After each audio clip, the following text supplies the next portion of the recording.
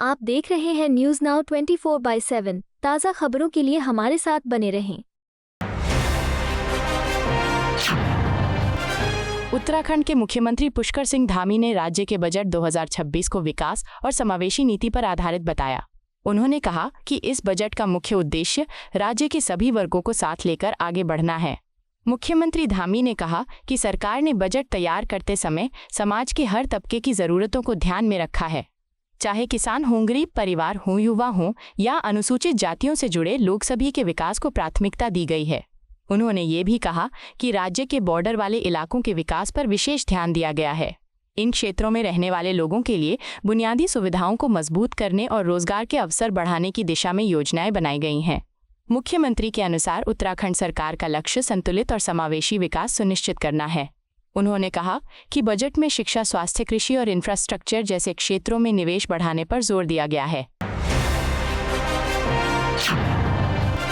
BJP सांसद मनोज टिग्गा ने पश्चिम बंगाल की मुख्यमंत्री ममता बनर्जी पर संवैधानिक संस्थाओं को लेकर टिप्पणी की। उन्होंने कहा कि ऐसा प्रतीत होता है कि ममता बनर्जी को भारत के संविधान और डेमोक्रेटिक सिस्टम पर भरोसा नहीं है। मनोज टिग्गा ने कहा कि इलेक्शन कमीशन ऑफ इंडिया एक संवैधानिक संस्था है और चुनाव से जुड़े सभी फैसले इसी संस्था के तहत लिए जाते हैं। उनके अनुसार ये प्रक्रिया केवल पश्चिम बंगाल में नहीं बल्कि देश के कई राज्यों में लागू होती है। उन्होंने बताया कि वर्तमान में लगभग 12 राज्यों में इसी तरह की चुनावी प्रक्रिया चल रही है और ये पूरी तरह से संवैधानिक ढांचे के तहत की जा रही है। बीजेपी सांसद ने कहा कि मुख्यमंत्री जैसे संवैधानिक पद पर बैठे व्यक्ति को चुनाव आयोग और अन्य संस्थाओं की भूमिका का सम्मान करना चाहिए। उनके अनुसार लोकतंत्र में स्वतंत्र संस्थाओं का सम्मान करना बेहद जरूरी है। झारखंड मुक्ति मोर्चा की सांसद महुआ माजी ने क्रिकेटर सूर्य कुमार यादव के हनुमान मंदिर जाने को लेकर सोशल मीडिया पर हुई चर्चा पर प्रतिक्रिया दी। उन्होंने कहा कि भारत जैसे विविधता वाले देश में खेलों को धर्म और राजनीति से दूर रखना बेहद जरूरी है। महुआ माजी ने कहा कि हमारे देश में चुनाव के समय अक्सर धर्म को लेकर राजनीति होती है और कभी कभी खेलों से जुड़े मामलों में भी इस तरह की बहस शुरू हो जाती है। उन्होंने कहा कि खेल एक ऐसा मंच है जहां सभी जातियों और धर्मों के लोग एक साथ आते हैं। खिलाड़ी मैदान पर देश का प्रतिनिधित्व करते हैं और दर्शक भी अलग अलग समुदायों से आते हैं। महुआ माजी के अनुसार इस तरह के मामलों में ये सुनिश्चित करना जरूरी है कि किसी भी व्यक्ति या समुदाय की भावनाएं आहत न हों।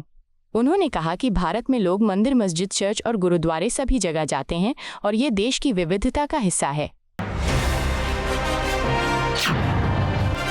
हरियाणा के मुख्यमंत्री नायब सिंह सैनी ने पश्चिम बंगाल की राजनीति और राष्ट्रपति द्रौपदी मुर्मू से जुड़े विवाद पर प्रतिक्रिया दी। उन्होंने कहा कि न तो कांग्रेस और न ही तृणमूल कांग्रेस को देश की संवैधानिक संस्थाओं पर भरोसा है। नायब सिंह सैनी ने कहा कि हाल ही में राष्ट्रपति द्रौपदी मुर्मू एक आदिवासी समुदाय के कार्यक्रम में शामिल होने के लिए पश्चिम बंगाल गई थीं, लेकिन राज्य सरकार ने अंतिम समय में कार्यक्रम की जगह बदल दी।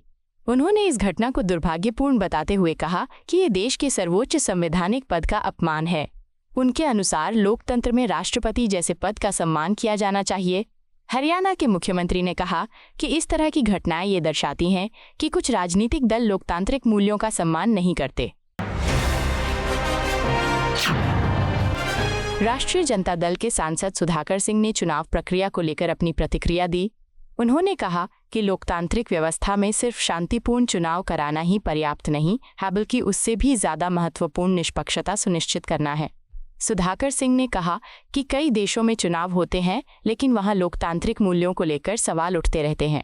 उन्होंने उदाहरण देते हुए कहा कि रूस और चीन जैसे देशों में भी चुनाव होते हैं, जहां चुनाव प्रक्रिया पर अक्सर निगरानी और नियंत्रण की चर्चा होती है। उन्होंने ये भी कहा कि कुछ देशों में चुनाव के दौरान सेना की मौजूदगी रहती है और कई बार ये आरोप लगते हैं कि चुनाव शांतिपूर्ण तो होते हैं लेकिन निष्पक्ष नहीं होते।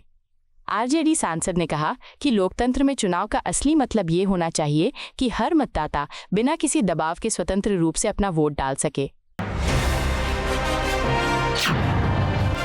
केंद्रीय मंत्री गिरिराज सिंह ने लोकसभा में विपक्ष के नेता राहुल गांधी पर तीखी टिप्पणी की।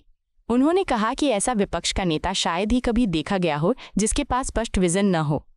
गिरिराज सिंह ने कहा कि विपक्ष के नेता की जिम्मेदारी होती है कि वो संसद में महत्वपूर्ण मुद्दों पर स्पष्ट राय रखे और सदन को जानकारी दे। उनके अनुसार अगर कोई मुद्दा उठाया जाता है तो उस पर चर्चा और वोटिंग के लिए भी तैयार रहना चाहिए। केंद्रीय मंत्री ने आरोप लगाया कि राहुल गांधी कई बार ऐसे मुद्दे उठाते हैं जिन पर बाद में चर्चा से बचने की कोशिश करते हैं। उन्होंने कहा कि लोकतांत्रिक व्यवस्था में विपक्ष की भूमिका बेहद महत्वपूर्ण होती है।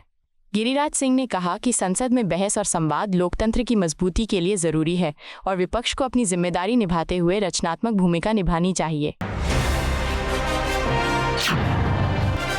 बीजेपी के प्रदेश अध्यक्ष संजय सरावगी ने गल्फ देशों में चल रहे युद्ध और उसके संभावित असर पर प्रतिक्रिया दी। उन्होंने कहा कि भारत बड़ी मात्रा में तेल इंपोर्ट करता है और ऐसे में अंतर्राष्ट्रीय संघर्ष का असर देश की अर्थव्यवस्था पर पड़ सकता है। संजय सरावगी ने कहा कि इसके बावजूद भारत में फिलहाल गैस या ईंधन की कमी जैसी स्थिति नहीं है। उन्होंने प्रधानमंत्री नरेंद्र मोदी की तारीफ करते हुए कहा कि सरकार ने ऊर्जा आपूर्ति को स्थिर बनाए रखने के लिए प्रभावी कदम उठाए हैं। उन्होंने कहा कि गल्फ क्षेत्र में संघर्ष शुरू हुए लगभग 10 दिन हो चुके हैं, लेकिन देश में सामान्य स्थिति बनी हुई है।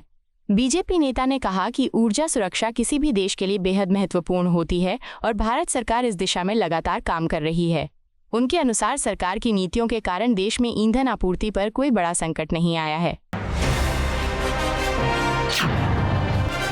जनता दल के राष्ट्रीय प्रवक्ता राजीव रंजन प्रसाद ने अंतर्राष्ट्रीय राजनीति में भारत की भूमिका को लेकर बयान दिया है। उन्होंने कहा कि आज पूरी दुनिया भारत की पहलों को गंभीरता से देख रही है।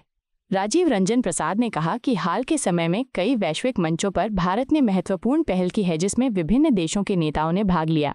उन्होंने कहा कि ग्लोबल साउथ के कई देश भारत को एक ऐसे नेतृत्व के रूप में देख रहे हैं जो विकासशील और विकसित देशों के बीच संतुलन बनाने की क्षमता रखता है।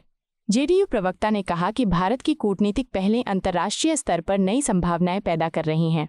उन्होंने ये भी कहा कि देश की राजनीति में कुछ लोग इन पहलों का विरोध करते हैं, लेकिन वैश्विक स्तर पर भारत की भूमिका लगातार मजबूत हो रही है।